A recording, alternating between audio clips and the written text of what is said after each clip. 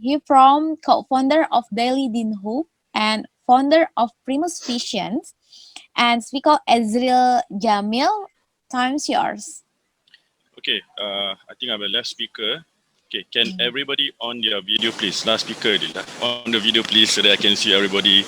It's nice to connect so that I will talk to each and every one of you and not to myself.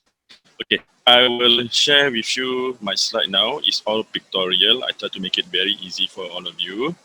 Okay, so the topic that was given, right, to the last panelist is how to stay creative and productive during the pandemic time. Okay, so before that, just let me share with you what we do. Right, so initially before we created the Daily Din Hub, right, we also did something like one of the previous speaker, right? So we did some hijab, sell some hijab via online website. This is actually done by my wife. And then when I came in 2019, we had tried to revamp the whole Daily Din Hub into a community building, content creation, and what I will share with you in a moment. And this Daily Din Hub is actually supported by Primus Vision, my own company, training and consultancy for both local and international. And Daily Din Hub was founded by two beautiful couple, product-based and content creation website for community building. Okay, that's our short story. Okay, so this is our business model, right? Commercially, we do some content marketing and e-commerce, okay, via Shopify. And the next one is actually focusing on community building, event, workshop, and fundraising. Okay, normally I don't share so much about our community building, but Amy approached me and asked, Ezril, what did you just share with me about Daily Din Hub? Okay, trust me, this is one of the few things I shared. Okay, this is some of you may have seen it before. I seldom share this. So for this event, I share this. Okay. Right, so this is what we did behind the scene. We did some school project Cambodia with some of our partners, building some school mosques to support them. You can see some of the interior. So I can feel that we are so fortunate living in Southeast Asia, especially in Singapore. Okay, we don't see such things often. Okay, so this actually touched my heart. All right, so one of the things also we do some food distribution project in Cambodia. Okay, supporting them. So these are all collected via our community outreach, via Daily Din Hub itself, right? This was during the flood, I think. So we collect some money, okay? Then we send over to our partners in Cambodia, and this is some of the outreach, right? Not only Cambodia, we also went down to Pulau Karas, Indonesia. This is the first time I headed there. I wanted to go again this year, but unfortunately, COVID. Some of you wanted to go out there and go back to holiday and venture, open up your business again. There was a picture of mine. So we created another religious class. This is how it looks like. Karas is about 30-40 minutes away from Batam. Okay, if you've been there, it's a beautiful island.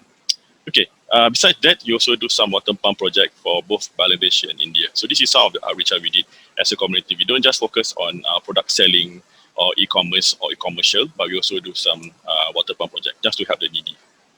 Right. On top of that, we don't only give something. So this is an opportunity for us during COVID. Either we are a consumer or we provide something. So I believe this regional connect is one way that we can actually create something. We can just sit down and relax, and don't think about anything. But this is a very good platform for us to share. We move things. So this is opportunity for us. Okay, rather than we consume stuff from other people, we become a creator so that everyone can benefit from our sharing. So that is what I've seen from 1+ when this event started. People have been sharing a lot of things, and it's beautiful. So this is what this whole event is for.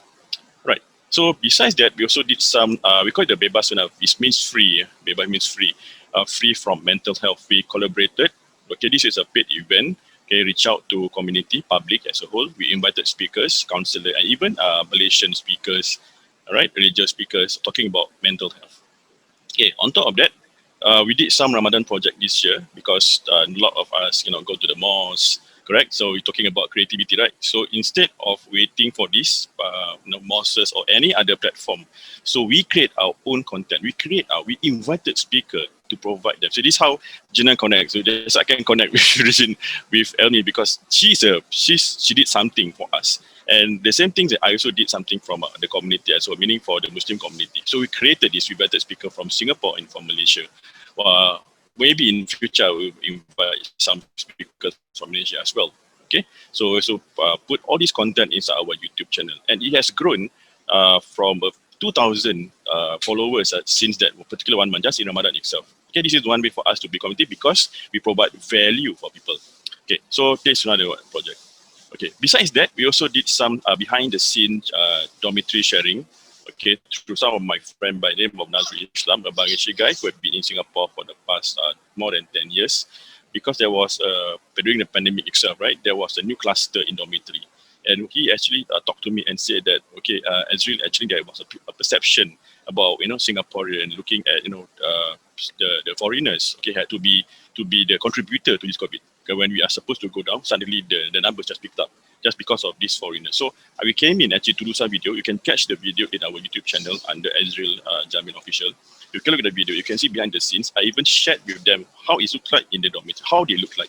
And in fact, during this COVID, and you see that Singaporean government has made some changes during this dormitory. They have actually made the dormitory, they had to build new dormitory for them. And that is opportunity, right? On top of that, we do some fundraising for Bangladeshi through our online training under managing emotion during COVID-19. It's a very low cost training, about $5 per person, because these are all workers. So the money was being put together and have been sent to one of the selected village in Bangladesh. So everybody felt good because it's during Ramadan period. Right. On top of that, we also collaborated with Health Society International, again, with under Bangladeshi group, to understand behind the scenes again, to understand some of the issues and problems they face. Because during that period of time, the workers are not allowed to move out from dormitory. We can still move out, go out. They are technically locked down within their constraint. At least we can move within our house. They can only move within their bed. Can you imagine within your bed versus your house? People in staying at house are already complaining. Can you imagine if you just constrained within your bed, and that is super challenging. So with this information, everything that I've created earlier, I've actually bring this up to Ministry of Manpower. I never shared this to anyone. Okay, and there was actually a follow-up things for them. And because of that, there's a lot of things going on behind the vaccine that we actually supporting a lot of dormitory within Singapore, right? And that is a very short sharing for me. If you want to learn more about what I do behind the scenes beside commercial, this is how you connect with me via LinkedIn, YouTube channel, my email, and my Facebook. Thank you for inviting me and the team and all the great speakers. Thank you so much.